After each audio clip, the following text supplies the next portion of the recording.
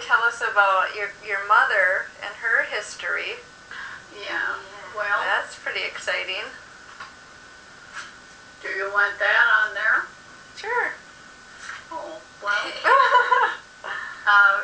Mother didn't tell that story until we were old enough to evidently understand it. Because the nearest time I can figure out that she told me was about my first year in college. Really? And PD says his first time was when he was in high school. Well, that would almost put PD in high school at that time. So maybe it was around that time that she decided to tell. But she was home, and she had gotten some new shoes, and her feet hurt her, so she put on her one buckle overshoes. When the rap came on the door, and prior to this, he had threatened, this fellow had threatened the family. And my mother had hitched up the buggy and the horse that afternoon. And her dad came out and said, "Julia, where are you going?" And she said, "I'm going over to Uncle Lynn's to get the revolver." And he said, "Oh, no, you aren't." How old was your mother at this time? 17. Okay. And so, And her sister was estranged from her husband? well, Or... no, she came that same day. My mother went over and brought her sister and baby back that afternoon just for a visit. Oh, okay. Yeah. They didn't live too far away. And so then Mother said that she was standing at the kitchen table, she remembers, when she heard this rap on the door. And she said to her dad, "Don't go until you ask who's there. Don't open the door until you ask who's there." And he just smiled at her. And he died with that smile on his face, because he went out the door and here turned, and there was the shanty door, and he opened it and got the fire done right there. Well, then my mother, standing in the kitchen, she went through this door out and was in the shanty, and she got it. Well, then in the meantime, my mother and her sister got into the pantry, and there was a trap door. Oh. That's the way you went down into the cellar years ago. You didn't go outside, but there was an outside door to the cellar. So my mother, quick, thought of that trap door and opened it and got down it. And her sister stayed in the kitchen, and he entered the kitchen and he got the sister then.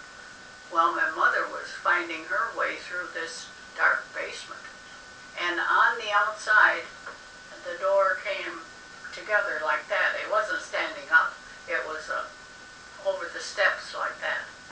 And a big rock to hold the two pieces down. And she thought, "I will never be able to raise that rock." But somehow she said, "I got that strength." And sometimes you do in a situation. And she got through, and then she thought, "I can get the horse and I can ride with the halter," because she was a good rider. But she said, "That'll be the first place he'll look for me, is the barn."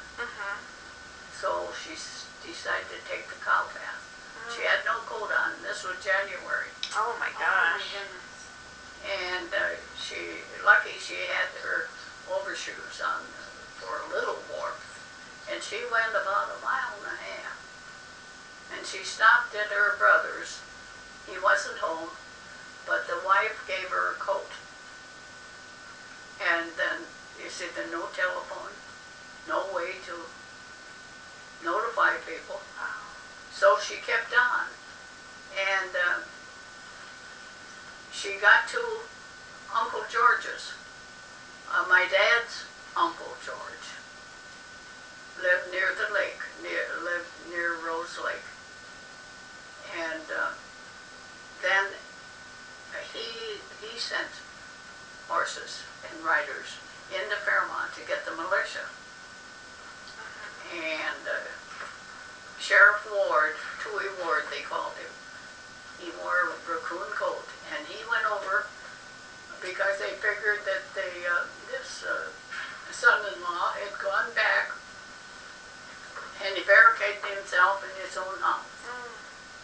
So he went into that home and he went to the staircase, opened the stair door and said, "Toohey, you're surrounded. Come down, give yourself up." When a bullet whizzed over his shoulder and took a big hunk of raccoon right out of his raccoon coat. And that was all he needed. He shut the door and he went outside, and by that time, you see, the farmers had all gathered with their wagons, and they had them overturned and their rifles to shoot from, and the militia was there. I don't know how big the militia was or anything. And they shot all night into that home. And about 3 o'clock in the morning, they couldn't hear anything from within. So they figured that he got shot himself. Or one of the bullets from outside got him. Now my dad happened to be in that area at that time. Did he know your mother then? Yeah, because my dad came down from Canada to his Uncle George's. And then later, my dad and mother married. Mother was 19 or 20 when she got married. And then in those 2 years after this, my mother moved from one relative to the other to take care of their kids and help with the housework and everything like that, because she had no home. What happened to the sister's baby? Well, they put it up for adoption, as near as my mother told me. And she said somebody in Iowa took it, and mother said that he was a bank clerk, and he died from scarlet fever at the age of 21. Oh dear. Now that's the story my mother told, and I think it'd probably be straight. So that was the story of that family. But you see, my grandmother and grandfather were young people. They were only in their early 60s. And my grandfather had already been twice in the Civil War. Oh, really? He was injured, wounded in the Civil War. Oh my gosh. Yeah. So they came originally from Wisconsin. And I think my mother and her sister that was murdered, I think they were the only two born south of Fairmont. Of the family, there was a 13 in that family. Oh, really? Oh, and that family name was Whitney? Whitney.